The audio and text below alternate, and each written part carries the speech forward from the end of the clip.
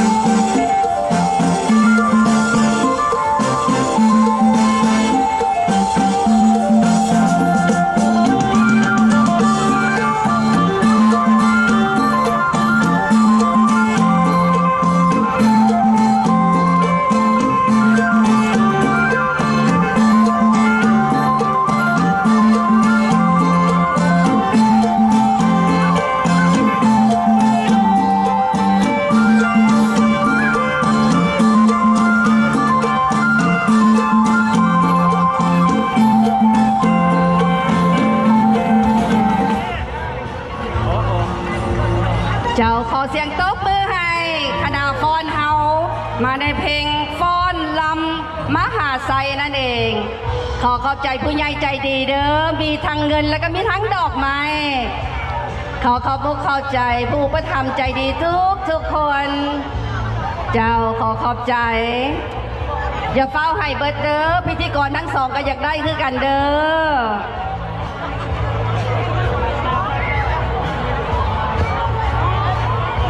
เจ้า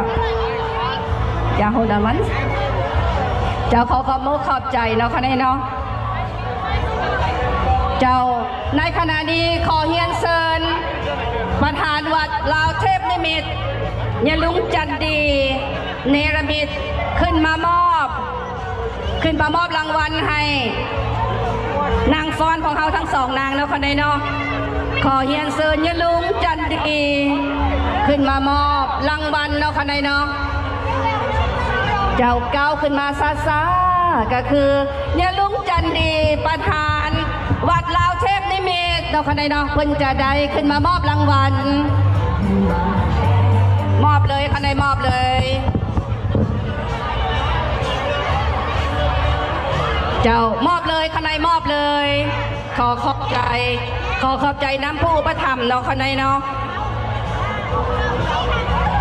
เจ้าขอขอบใจน้ำยะลุงจันดีประธานวัดลาวเทพนิมิตรขอขอบใจทั้งสองนางเนาะคนใดเนาะSamantha and Angelina thank you so much thank you สำหรับขอขอบใจสำหรับเสียงตบมือเนาะคนใดเนาะเพื่อว่าเป็นการซักซ่าเสียเวลา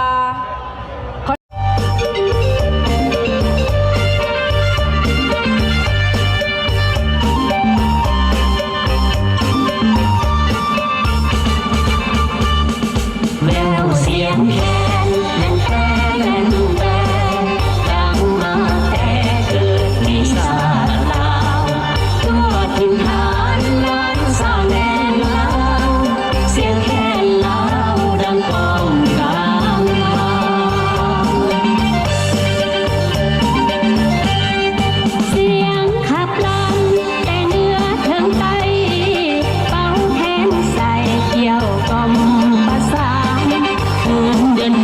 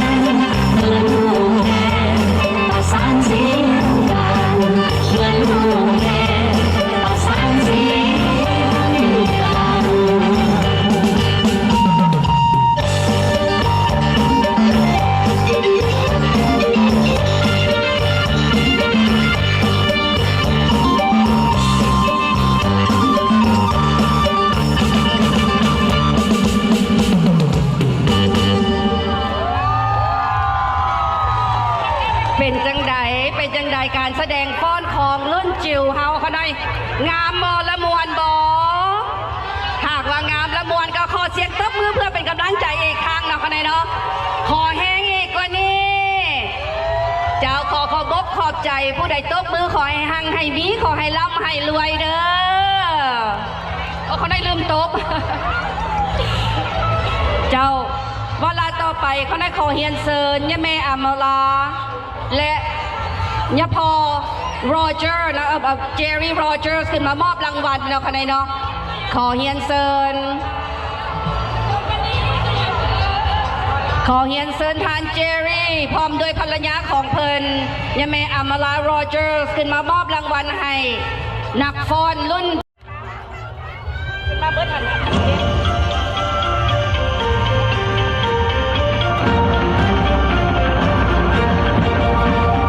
เจ้าพนักขอบ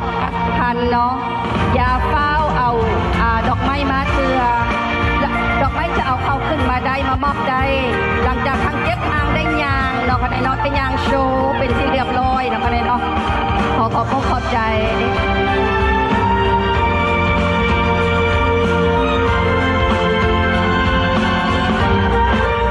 ผู้เข้าประกวด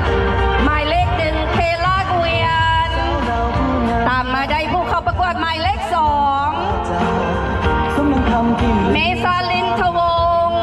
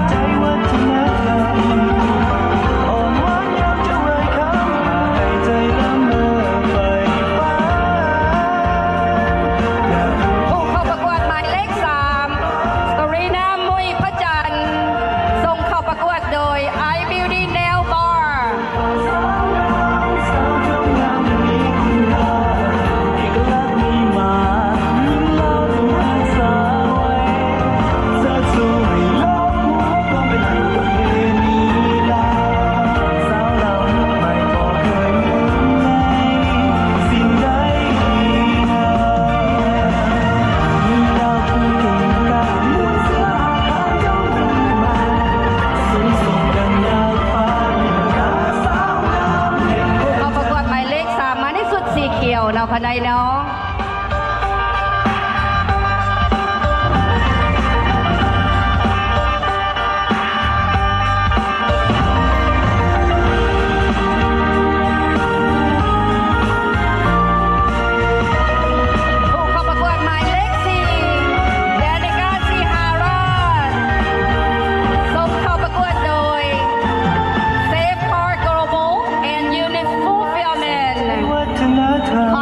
number 4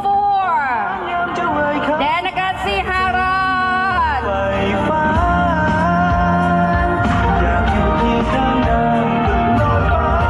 มาในเสื้อสีแดงสิ้นสีดำนะคะในเนาะงดงามหลายขอเสียงตบมืออีกครั้งเพื่อเป็นกำลังใจ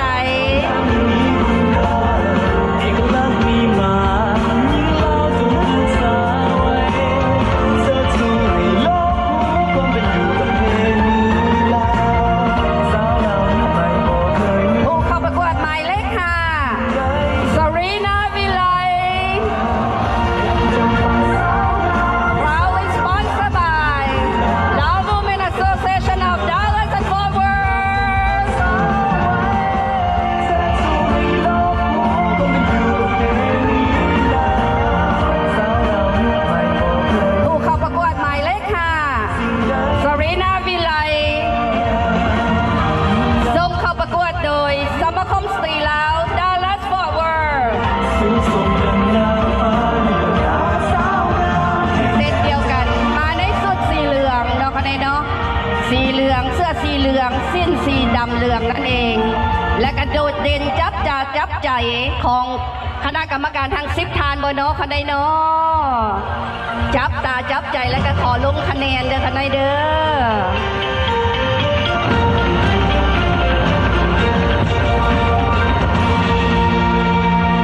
เจ้าตามมาด้วยผู้เข้าประกวดหมายเลข6อาลิสมานิวงศ์ส่งเข้าประกวดโดยห้านอาหารไทยบ้านพร้อมด้วยสมาคมศิลปินลาวแห่งรัฐเท็กซัส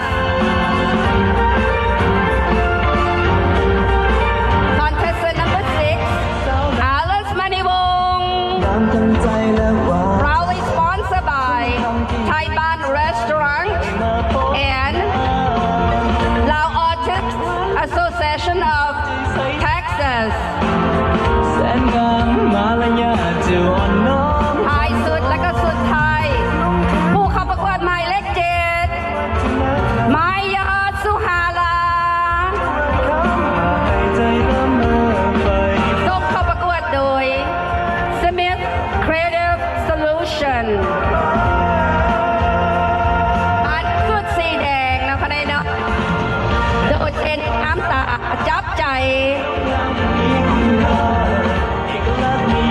Contestant number 7 Maya Suhara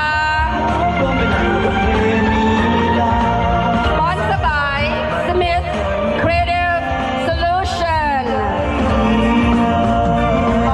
ขอบใจน้ำสปอนเซอร์ทุกทานแล้วค่ะในน้องที่ได้ส่งทั้งสังขารเข้ามาประกวดในค่ำคืนนี้ ขอเสียงตบมือให้สปอนเซอร์ทุกสปอนเซอร์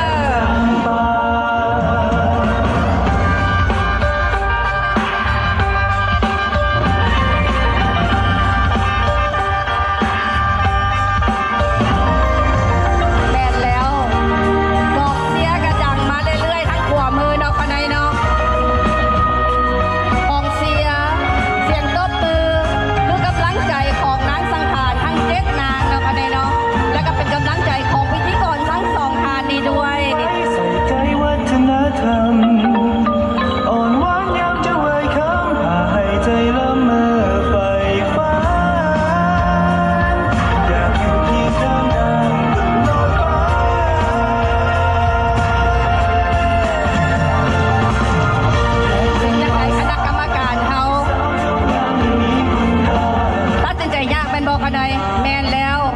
น้องตุ้ยว่าพร้อมด้วยยานางลิตาบอกว่าเนี่ยอันนี้ว่าสันปีหน้าบ่ขอหับว่าสันเอง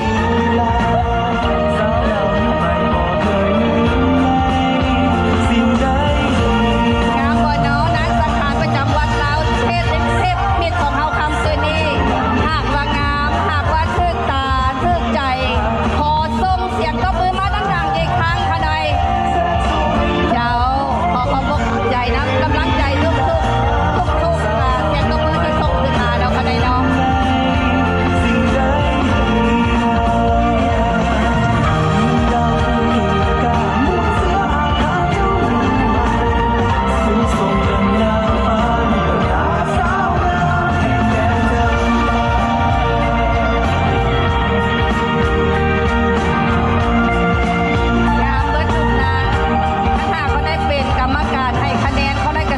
บ่ได้คือกันเขาได้จะให้ทั้ง7นางทอกันเลยโบฮูและกรรมการทั้ง7ทานมันจะมีความคิดเห็นความเห็นแตกต่างแตกต่างกันเขาได้บ่เนาะเจ้าเอาละเขาได้จะเปิดโอกาสนี้ให้ทานได้เอาดอกไม้ขึ้นมามอบให้นางสังขารของทานที่ได้จับจองตาหรือว่าจับจองใจไว้เนาะเขาได้เนาะ You may now bring up the roses to your or for your contestants of your choice ถ้าซื้อแล้วก็จะกำไว้แล้วจับดอกไม้ให้มันเอาอยู่ในมือเด้อคะแนนเด้อดอกไม้คือคะแนนของผู้จะได้ครอบครองชนะเลิศนางสงกรานต์หรือว่านางสังขารประจำปี 2025 ที่วัดลาวเทพนิมิตรค่ำคืนนี้เขาในเจ้านัมเบอร์7กันหาบดอกไม้ไปขอบใจเด้ออย่างเอ่ยเซราเพิ่นก็เอามามอบให้ผู้เข้าประกวดหมายเลขค่ะตามมาด้วยเลข1ก็หับไปเนาะคะแนนเนาะเจ้าคณะกรรมการนับคะแนนหับดอกไม้ไปนับคะแนนขอเฮียนเซินมาหับเอาดอกไม้จากผู้เข้าประกวดหมายเลขค่ะแล้วก็หมายเลข7เนาะคะแนนเนาะเจ้าขอขอบใจคณะกรรมการนับคะแนนทุกทานดอกไม้เฮากะลังใดมาเรื่อยๆเนาะยายแม่แสงดาราแม่นแล้วยายแม่แสงดาราในกระเสียงเกือบบ่มีเลย อยู่เป็นหมู่หลานซื่อๆได้นี่ขอมกขอบใจยายแม่แสงดาราเพิ่นได้มาซอยเนาะก็ได้เนาะที่มาซอยเป็นพิธีกรในค่ำคืนนี้ขอบใจ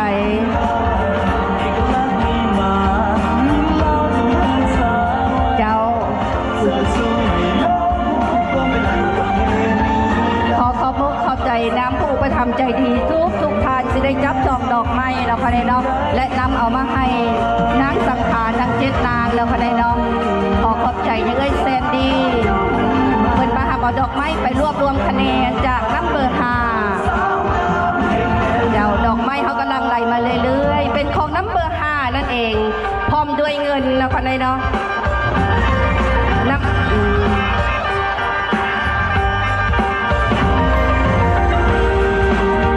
เจ้าเป็นของนับเบอร์6นะคนใดเนาะขอขอบใจยาน้องมารีนาดอกไม้เฮากำลังไหลเข้ามาเทละน้อยเทละน้อยนกเป็นของน้ำเบอร์7เนาะคนใดเนาะเจ้าขอมุกขอบใจผู้ประทำใจดีทุกคน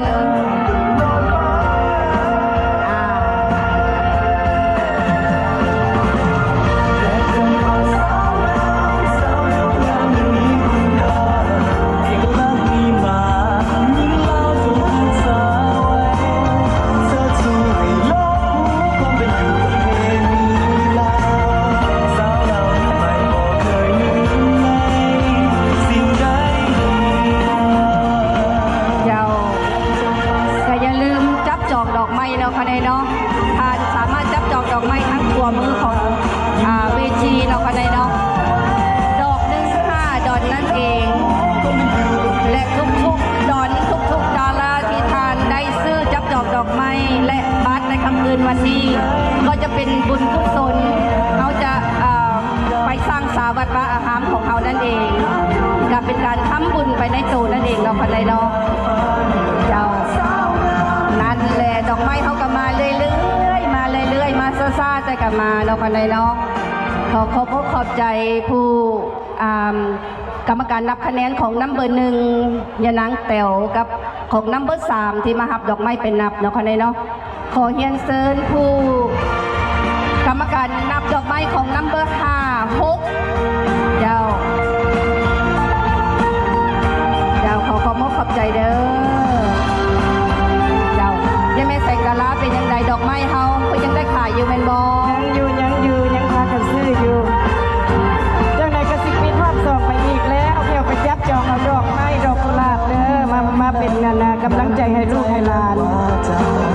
สมยังคำที่ลือจางเมื่อใดมาพบหน้าคอยยิ้มจะหวานน้ำใจใสสะอาดทุกอุปถัมภ์ทุกน้ำใจเนาะคนใดเนาะพูดเลยว่าทั้ง7 นางเขาเพิ่นกระตื่นเต้นเต็มทีเขาได้กระตื่นเต้นไปน้ำทั้งลูกทั้ง7 คนเซ็นกันเขาจะมาลุ้นกันอีกประมาณ30 นาทีเขาจะมาลุ้นกันว่าไผ1 ใน 7 นางนี้จะได้ครอบครองผู้ชนะเลิศ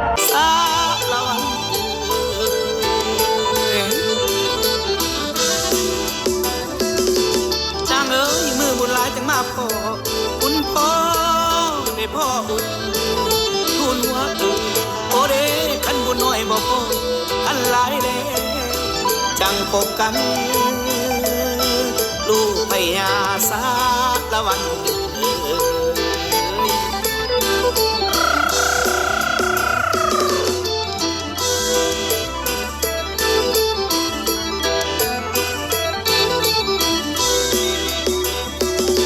นางเอ๋ยเจ้าผู้แพ้พื้นพวงปูมาให้มันเหลื่อมแน่เด้อโอ้โนขันดังหลังให้เหลื่อมอ้างขันดังซ้ายให้เหลื่อมนางลูกพญาสาละวัน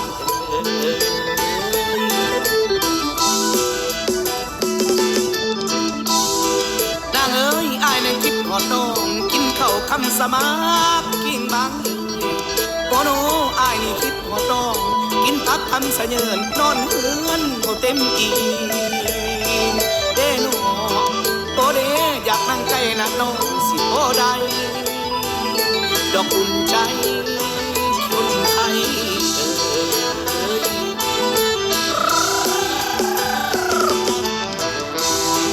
ข้าเมื่อยขันมานกเขาให้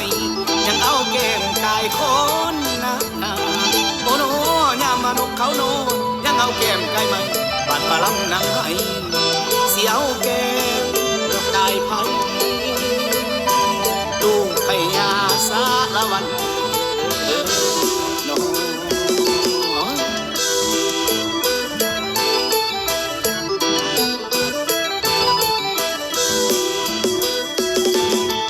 โอ้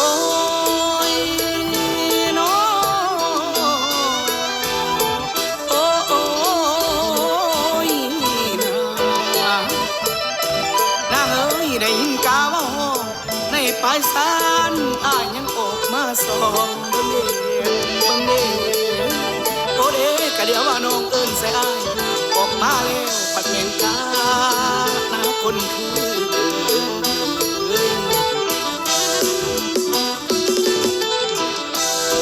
โอโนเจ้าผู้คิงบางเอ้ยอายอยากเกี่ยวไปลิ้นขันเสือกินเป็นสีสาน้ำเดโอโนขันกินหัวสายขันกินอายสีสาไก่คนไทยพี่น้องนางเอ้ยอายนั้นคิดหอดน้องขันมานกเขาให้มันเอาแก้มกายคนในคิงบางเอ้ยโอโนยามมนุษย์เขาโนยังเอาเกมไก่มือบาดบาลำนั่งให้เสียวเกมกายผู้ใดน้ำสร้างใหม่ใสเพียงนี้